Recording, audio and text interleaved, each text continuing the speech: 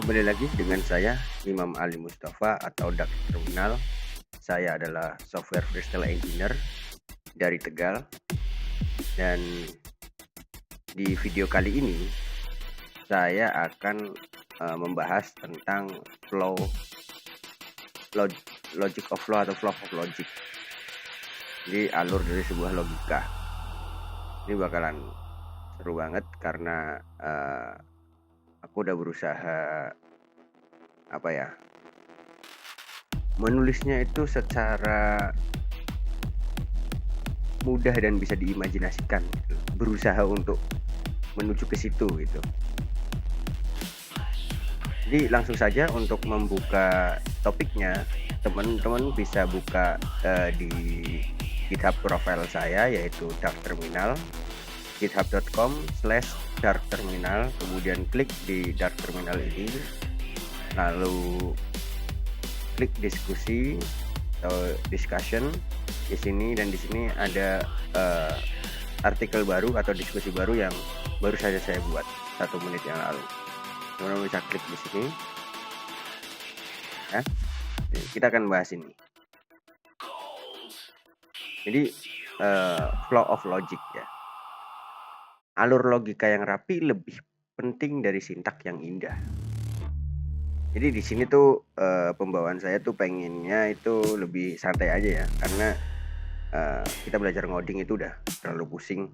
Jadi aku pengen orang itu bisa belajar ngoding, bisa belajar pemrograman itu lebih relax lagi, lebih santai gitu. Nah, pasti di sini kalau misalkan teman-teman yang udah pernah mencoba untuk mencari tutorialan di internet, entah itu di YouTube atau tanya AI atau nemu repository di GitHub, kalian pasti pernah nemu basis kode atau source code yang kelihatannya rapi, terstruktur, indah kelihatannya, dan komentar di kodenya itu kayak orang tulis puisi atau puitis, estetik, whatever lah. Tapi pas kita mau coba jalanin, error. Ya, itu dia. Masalahnya bukan di sintak, tapi di logika. Karena pada dasarnya komputer itu bukan seniman. Ya, dia cuma nurut aja. Dia nggak ngerti perasaan, nggak ngerti konteks, nggak ngerti maksud baik dari kita manusia. Yang dia ngerti cuma satu, alur. Bayangin kamu mau makan Indomie plus telur. Sebagai manusia yang mengerti dan bisa menalar maksud dari keinginan untuk makan Indomie goreng plus telur itu, kita bisa definisikan tuh alurnya di kepala. Misalkan di sini saya breakdown ya, tujuannya adalah membuat Indomie goreng plus telur tersaji dengan nikmat, tidak gosong dan tidak mentah. Alur logikanya, ambil telur, ambil Indomie goreng, masak air hingga mendidih, masukkan Indomie ke air mendidih, tunggu 3 menit sambil ngecek notif WA biar gak gabut, atau scroll Facebook biar agak realistis. Kemudian kalau misalkan udah mateng, tiriskan Indominya, masukkan bumbu ke piring, campur mie dengan bumbu, goreng telur di wajan terpisah. Kalau misalkan ada wajan terpisah untuk buat goreng ya, letakkan telur di atas mie. Kalau udah mateng, hidangkan, siap deh dimakan. Kalau kayak gini kan flow-nya jelas, dari bahan, proses sampai hasilnya. Ada urutan logisnya gitu loh. Dan ada beberapa dependensi antar langkah. Kamu nggak bisa goreng telur dulu kalau belum nyalain kompor. Kamu nggak bisa nyampur bumbu kalau minyak belum ditiriskan. Ini yang disebut alur logika yang rapi. Jadi gini pseudocode-nya. Ambil telur, ambil Indomie, panaskan air. Jika air mendidih, masak Indomie, tiriskan, campur bumbu. Atau kalau misalkan kamu mau nunggu di antara ini, ya goreng telur dulu. Jadi kalau misalkan udah dicampurin, dijadiin satu, minyak udah selesai, telur yang digoreng udah selesai, hidangkan. Ini contoh alur logika yang benar. Ya. Kemudian contoh logika yang salah.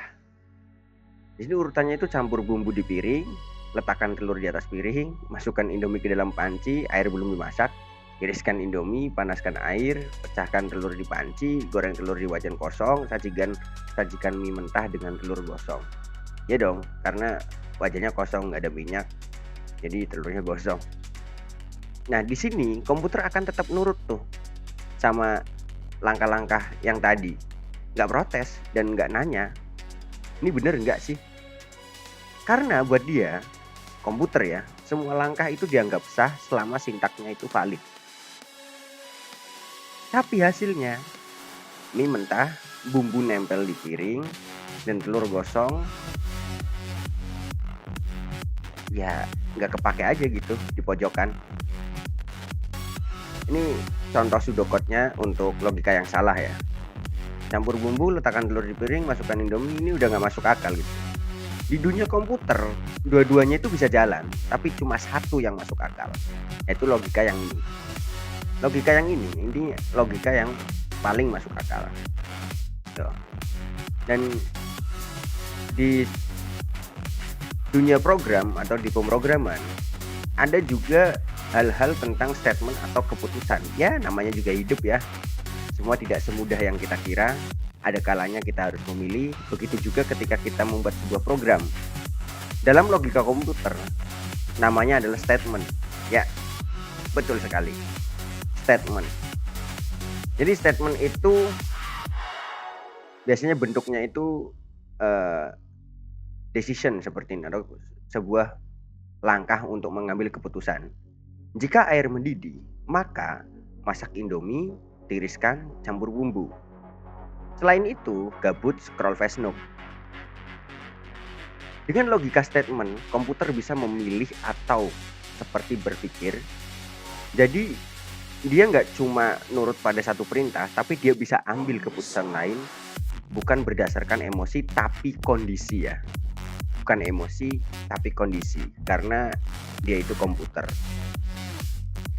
Di sisi lain, di logika pemrograman juga ada yang namanya itu pengulangan, yang biasa aku sebut itu ritme lah.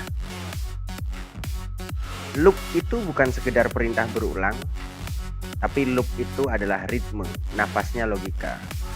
Kalau kita sudah tahu langkah-langkah bikin Indomie plus telur dari awal yang tadi kita bahas, tapi kali ini kita tambahin konteksnya yang lebih realistis. Misalkan sekarang kamu nggak cuma bikin sekali, sekarang bikin untuk semua orang yang ada di rumah. Misalkan ada 5 orang di rumah. Siapa aja? Kamu, kakakmu, ibumu, bapakmu, dan terakhir aku sebagai tamu yang pengen dibuatin Indomie goreng plus telur. Terus logikanya gimana? Ya, kamu pasti nggak mau dong nulis resepnya 5 kali lagi. Kan udah pernah ditulis sebelumnya di sini. Ini udah bener nih kayak gini. Kamu tinggal ulang prosesnya aja selama sebanyak 5 kali. Ini contoh manualnya seperti ini.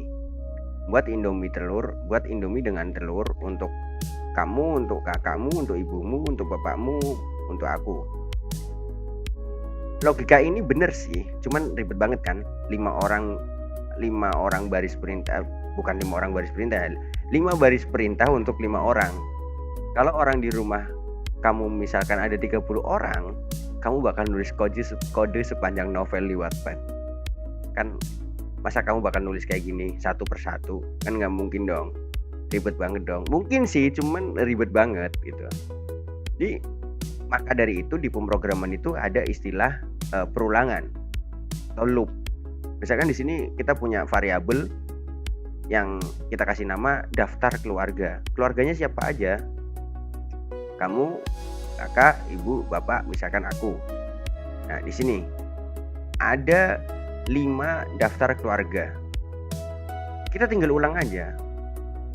For setiap orang in daftar keluarga, buat Indomie dengan telur untuk setiap orang. Untuk setiap orang ini artinya program ini bakal ngulang-ngulang untuk kamu, untuk di sini kalau misalkan untuk kamu udah selesai, nanti buat untuk kakakmu, setelah itu kakakmu udah selesai untuk ibumu, setelah ibumu selesai untuk bapakmu, setelah untuk bapakmu selesai, kamu buatin buat aku. Lebih simple, efisien, scalable, logikanya sama, tapi bisa berulang sesuai dengan banyaknya daftar keluarga. Komputer bakal ngulang langkah-langkah masak Indomie, ambil mie, rebus, tiriskan, campur bumbu, goreng telur, sajikan untuk setiap orang di daftar keluarga tanpa kamu tulis secara manual. Dan pertanyaan lain, kenapa saya sebut loop itu sebagai ritme? Karena loop itu kayak musik. Ada pola yang berulang, ada ketukan yang teratur, dan setiap pengulangan itu bagian dari harmoni sistem. Selama kondisinya benar, misalkan ya, kita balik lagi ke Indomie tadi. Kalau misalkan masih ada orang yang lapar, atau dan benar masih ada orang yang lapar, ritmenya akan terus berulang. Begitu semua orang itu kenyang, maka variabel masih ada orang yang lapar ini nggak valid lagi atau false. Iya, kalau misalkan udah false, masaknya berhenti dong. Loop selesai atau pengulangan itu selesai, artinya musik berhenti atau masaknya berhenti. Nah, kadang kita lupa bilang selesai di loopnya. Akhirnya komputer akan terus mengulang selamanya. Misalkan, while orang lapar buat Indomie dengan telur. Tapi kamu tuh nggak nulis logikanya buat ngubah status jadi kenyang. Hasilnya komputer terus bikin Indomie tanpa henti.